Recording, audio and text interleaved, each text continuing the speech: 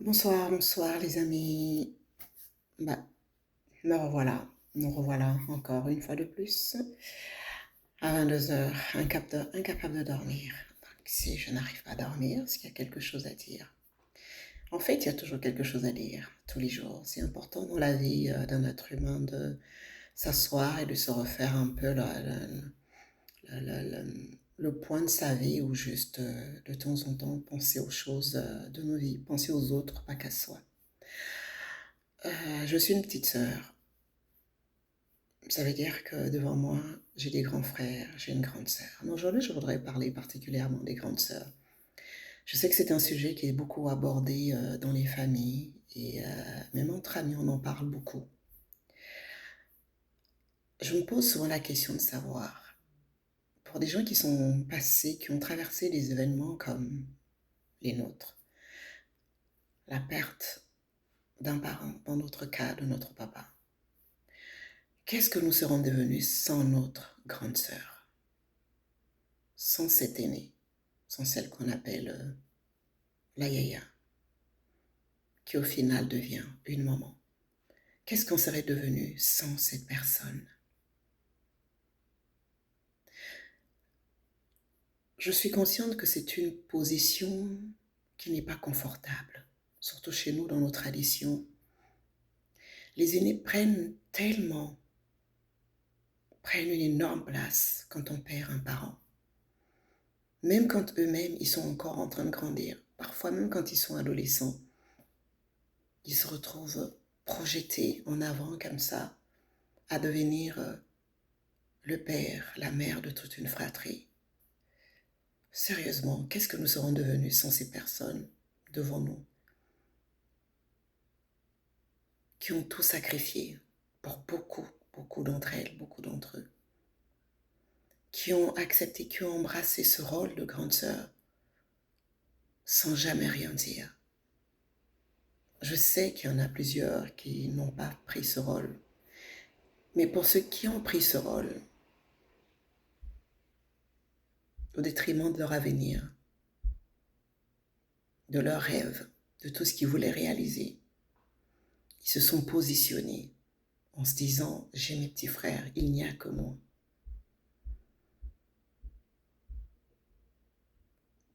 Je me demande souvent qu'est-ce que ceux qui sont derrière seront devenus si cet aîné n'était pas là. Parce que cet aîné, cette personne, a consenti à de gros sacrifices dans sa vie. Pour certains,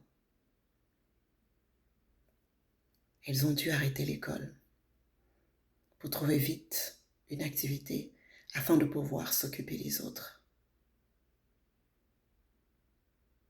Pour certains, se sont engagés dans des relations où il n'y avait vraiment pas un amour, mais parce que ils ont trouvé une espèce de stabilité pour pouvoir prendre soin de leurs frères. Qu'est-ce que beaucoup seront devenus sans cet aîné? Et quand je vois parfois comment ça se termine, comment ça se passe, des petits frères ou des petites sœurs qui manquent de respect à ces aînés, qui ont consenti à d'énormes sacrifices pour le bien des autres, je me dis, est-ce que c'est nécessaire que quelqu'un fasse autant de sacrifices pour pouvoir donner un avenir meilleur à ses frères? Je pense qu'à un moment donné dans la vie, quand vous avez la chance, la grâce d'avoir une personne comme ça devant vous, vous devez être reconnaissant et dire merci à cette personne. Et je pense qu'en grandissant, il est temps de reconnaître que cette personne a tant fait. Il faut libérer cette personne. Il faut faire en sorte que cette personne retrouve une vie normale. Parce qu'il n'est jamais trop tard pour changer. Il n'est jamais trop tard pour avancer dans sa vie. Il n'est jamais trop tard pour réaliser ses projets. Mais je me dis toujours, qu'est-ce que nous serons devenus sans cet aîné?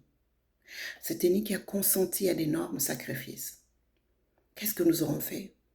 Je pense que beaucoup de personnes se retrouvent devant cette situation. Et beaucoup de personnes oublient facilement ce que les autres ont fait pour leur permettre d'avancer, pour leur permettre de vivre tranquille.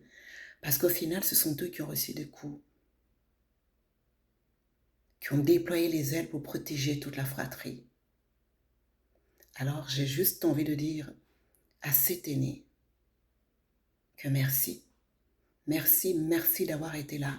Merci d'avoir porté toute cette charge émotionnelle dont tu n'étais pas responsable, dont tu n'étais même pas obligé de faire.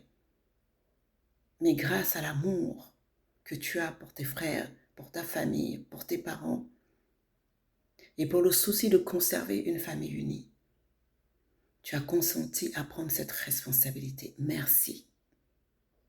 Merci parce que je sais qu'avec toi, ces enfants, ces personnes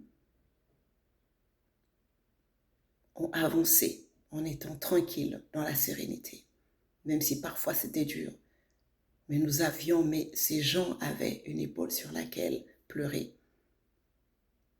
Ce genre de grandes sœurs, il n'y en a pas beaucoup. Et celles qui sont arrivées, celles qui l'ont fait, celles qui continuent de le faire, nous devons les protéger, nous devons les accompagner afin qu'elles deviennent aussi les personnes qu'elles auraient voulu devenir. Encourager ces personnes, ces grandes sœurs, ces yayas, à reprendre le destin de leur vie en main. Ne les gardez pas dans cette situation. Merci. Merci parce que nous savons que sans ces yayas, beaucoup de familles seraient complètement divisées. Beaucoup de familles seraient éparpillées. Et nous retrouverons beaucoup de personnes, nous aurons retrouvé beaucoup de personnes dans la rue sans aucune identité, sans aucune éducation. Mais pour ceux qui ont bénéficié d'une telle grande sœur, je pense qu'on a en face de nous une femme battante, une femme brave. Parfois nous cherchons des coachs partout, parfois nous cherchons des exemples, mais les vrais exemples sont autour de nous, les exemples sont dans nos familles, ces grandes sœurs, ces grands frères. Alors,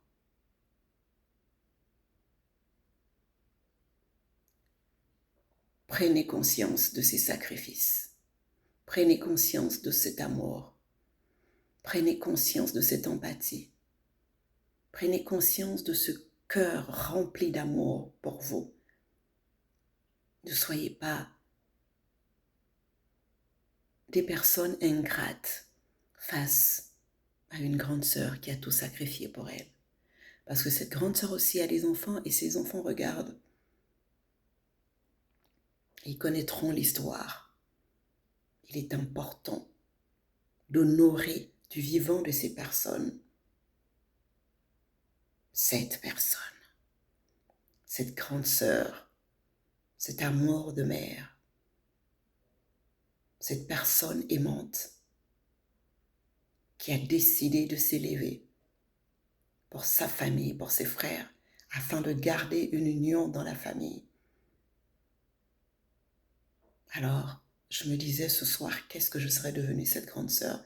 Je sais que beaucoup de personnes se sont posées cette question et je pense qu'il est important d'honorer cette personne.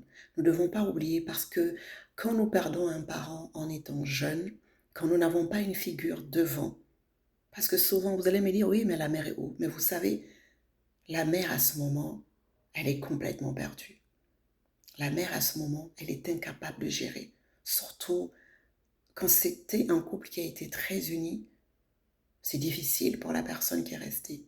Et donc souvent c'est une grâce, une bénédiction d'avoir un aîné, d'avoir cet enfant, ce plus grand, qui vient prendre le rôle de cette mère. Ce n'est pas son rôle, mais elle le prend parce qu'elle est consciente qu'il faut bien que quelqu'un le fasse. Parce que quand elle regarde ses frères, elle n'a pas envie de se retrouver dans une situation où elle entend qu'un tel a été arrêté.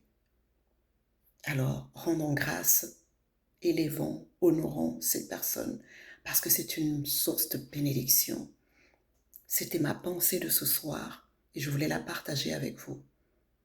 Je vous implore, je vous exhorte à donner de l'amour à ces aînés qui ont beaucoup sacrifié pour vous. Je vous aime. Donnez de l'amour à vos frères, à vos aînés, parce que c'est une grâce et une bénédiction d'avoir des gens qui vous aident à voir plus clair, à avancer dans la vie quand on est jeune.